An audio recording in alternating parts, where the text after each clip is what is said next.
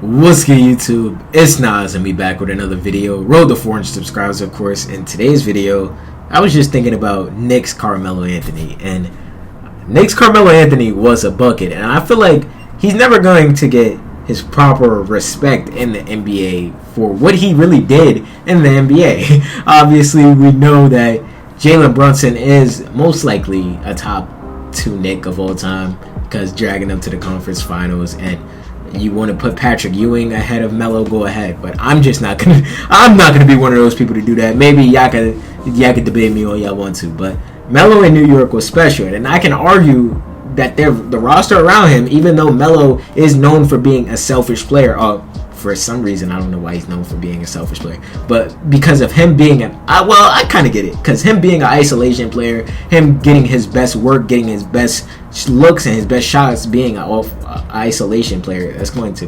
cause a lot of criticism. We know how much James Harden gets criticized for his Houston Rockets days, but Melo, when he was in isolation, there's not a count on both fingers in the NBA history that can really guard Melo one-on-one, and I'm just keeping it a stack. Like, when you think about it, like, can you list a name of defenders that can guard probably prime Knicks Melo? My bad for the ambulance signs, y'all know I'm fucking still at home, but maybe the next video I might be in my college too. But I don't know, like, this Melo from New York is obviously it's what he's most known for. He's not gonna get his jersey retired with the Denver Nuggets because we know Nikola Jokic wears that number 15, and that's just there's just no way they retire both of them. Jokic is getting his old separate shit. Jokic might fuck around and get a statue because we know he got a championship, but Denver Nuggets Melo was something special too. But I'll save that for another. I'll save Denver Melo for another video, because that was a team where he made the conference finals, and maybe the whole perception on him changed when he got to New York, which he wanted to be a New York Knick. Like, we're not gonna do that. Like, he didn't force the trade to New York, but he could have just waited for the offseason, so the Knicks didn't have to give up Danilo Gallinari, Timothy Mozgov. Like, there's so much talent that could have been there. But I get the arguments where you're saying selfish, so I don't know why I said I did it. But let's just get into his Knicks career, because why not? In the 2010-2011 season, he was traded from Denver to New York, and in that season, he averaged 26 points, 3 assists, and 6.5 rebounds. Again, this still being prime Melo, so we're going to see the above 25 point per game averages. In the 2011-2012 season, Melo averaged 22.5 points per game, 6.5 rebounds, and 3.5 assists. Again, this is his first full season in New York. I'm pretty sure they made the playoffs this season, but I know for sure in the next season was the best New York Knicks season since last year, obviously.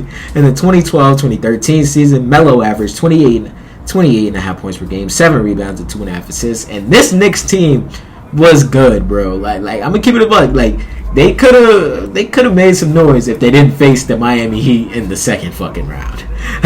Like, facing that big 3 second round is crazy, but game 1 they did go off, so maybe that gave faith to New York. I don't know, because I was like 6 or 7 during this time, so maybe y'all could tell me what the fuck, how New York was back then, when obviously Melo was leading the charge. But that whole roster, I remember some of the names. You got Jason Kidd, obviously leading. You got J.R. Smith. I know if you're watching this video, you know how nice J.R. Smith is. Like, come on, a difficult shot maker, the nigga that could go punch it on you at any time while making an off the dribble 3 with one leg. That's how high I am on J.R. Smith. You got a young Amon Shumpert. You got Steve Novak coming off your bench. You got Tyson Chandler starting, a Defensive Player of the Year candidate every single season at this time. You got Amari Stoudemire, who's finally healthy, because we know Amari wasn't healthy in New York, so we never really got to see what the New York Knicks, Carmelo Anthony and Amari Stoudemire duo would look long term, because Amari was always in and out of the lineup with injury. But we all know, like I said, they ended up losing to the Miami Heat, and there's nothing really you can say to that, because not a lot of teams are beating that Miami Heat big 3. We just got to keep it a stack. But in the 2013-14 season, we know that the Knicks would go back all the way down. Like, they would never be the same team again. And Melo averaged 27.5 points per game, 8 rebounds, and 3 assists that season, which he had his 62-point game which is still the highest scoring game in New York Knicks history because Jalen Brunson has yet to pass it. I thought he was going to pass it last year or 2 years ago against the Spurs. Was it last year? I'm pretty sure it was last year or 2 years. Well, whatever, but yeah, like he had a chance to pass it, and I'm pretty sure if you would ask New York Knicks fans to this day, right now, who's the better Knick, Jalen Brunson or Carmelo Anthony?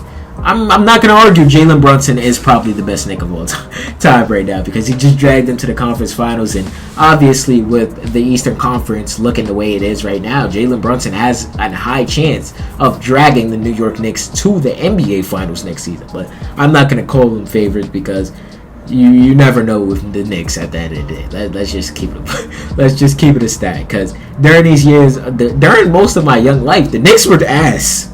Jalen Brunson I can't even say Jalen Brunson. Julius Randle really saved this franchise because after Melo, or sometimes during Melo, these Knicks teams were bad and they were terrible. But Melo was still putting up the stats, and Melo was being called a selfish player for obviously the Knicks roster being shitty. Melo having to carry every single night, and it's just going to be tarnished on his legacy. I feel like because you're just gonna call. I feel like some people think of Melo as just this shot chucker or this overrated scorer, which Melo was never that. Yes, Melo was taking a lot of shots, and he wasn't taking high percentage shots, if you would say, but when Melo gets an ISO, he's going to give you a fucking bucket, and sometimes that's all basketball counts you for. Maybe you don't gotta be a nerd, a certain nerd or some way, thinking, oh my god, why the fuck is this nigga shooting this contested shots? Like, why is he not swinging it to the side when he's probably gonna miss the three anyway? Like, why take the difficult shot? Like, Melo, you don't gotta take the shot every time. Pass the ball. That's why when you talk about Carmelo Anthony, I just feel like there's a whole different aspect you can say that. Like when you're talking about Tracy McGrady, like I see some people talk about Tracy being like, yeah, Tracy had the chance to win in Orlando, but he was losing first round every single season. He was getting hurt. Like he choked 3-1 in the first round. I'm like, okay, like I get it. He was not a playoff performer, but at the same time, like we're just gonna ignore all he's done in the regular season because yes, if your playoffs do play a major part in your NBA legacy, don't get me wrong. But in the regular season too, where you play 82 games, wouldn't you say that plays an equal part in your legacy too? They play hand in hand. So if you're bad at one part, your regular season can't it save you? Like that's what, when people talk about basketball, that's what gets confusing to me because you can't just change your mind off different opinions. But that's just me. Maybe I just went on a whole little rant just now. I didn't mean to. My bad. But in the 2014-2015 season, Melo averaged 24.5 points. Not 24.5. 24 points per game, 6.5 rebounds, and 3 assists. Again, Melo never averaged about 5 assists in his career. And that's funny as fuck because we know that Melo was not swinging that bitch when he got it. He gonna hit the jab step and go, fuck, he gonna go take that bitch, bro. That's what Melo was looking for. That's probably why Melo's the only jersey that I really had my whole life, and that was when I was a little ass kid. And I'm surprised I could even remember that. But in the 2015-16 season, Melo averaged 22 points per game, 7.5 rebounds, and 4 assists. Oh, he almost got to 3. I mean, he almost got to 5. In 2016-2017 season, Melo's last season in New York, he averaged 22.5 points per game, 6 rebounds, and 3 assists.